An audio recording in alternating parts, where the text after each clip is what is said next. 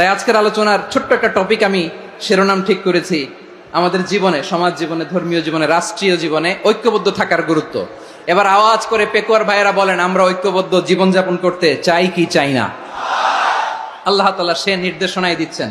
আল্লাহ তাআলা ইরশাদ করছেন, ওয়া'তাসিমু বিহাবলিল্লাহি জামিআন ওয়া লা তাফাররাকু ওয়াযকুরু নি'মাতাল্লাহি আলাইকুম إذ كنتم أعداء فألف بين قلوبكم فأصبحتم بنعمته إخوانا وكنتم على شفا حفرة من النار فأنقذكم منها كذلك يبين الله لكم آياته لعلكم تهتدون الله أكبر পড়েন। আল্লাহ বললেন, ও গোলামেরা শোনো, ওয়া'তাসিমু বিহাবলিল্লাহি জামিআ, ও আমার গোলামেরা সবাই মিলে আল্লাহর রশিকে আঁকড়ে ধরো। আল্লাহর রশি হলো ইসলাম, আল্লাহর রশি হলো কোরআন। আল্লাহ বললেন কোরআনকে আঁকড়ে ধরো, ইসলামকে আঁকড়ে ধরো। একা একা আঁকড়ে ধরলে চলবে না, জামিয়া সবাই মিলে আঁকড়ে ধরো। এই আদেশটা আমাদের জন্য দান করেছেন কে? আল্লাহ তাআলার নির্দেশ, ওয়া'তাসিমু বিহাবলিল্লাহি জামিআ, সবাই মিলে আল্লাহর রশিকে আঁকড়ে ধরো। হাবলুল্লাহ মানে আল্লাহর রশি। হাবলুল্লাহ মানে কি? রশি।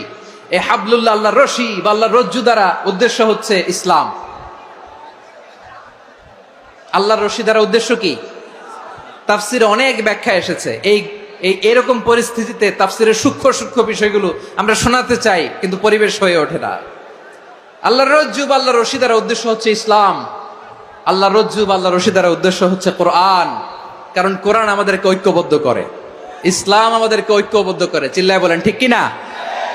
এজন্য আল্লাহ বললেন, তোমরা আমার রশিকে আঁকড়ে ধরো, বিচ্ছিন্ন হয়ে না। আমার দেয়া নেয়ামতগুলো স্মরণ করো। যখন তোমরা ছিলে শত্রু, তোমাদের মধ্যে হৃদয়ে আমি আল্লাহ ভালোবাসা ঢেলে দিলাম, ফলে তোমরা সবাই ভাই ভাই হয়ে গেলে।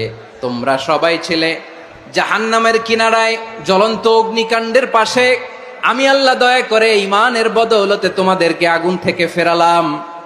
আমি আল্লাহ দয়া করে তোমাদেরকে জান্নাতের পথ দেখিয়ে দিলাম। সুবহানাল্লাহ পড়েন।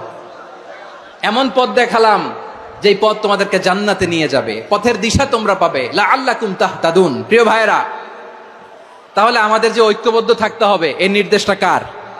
নাকি মন মতো আমি বানায় বলতেছি? আওয়াজ করে বলুন, নির্দেশটা কার? আল্লাহর।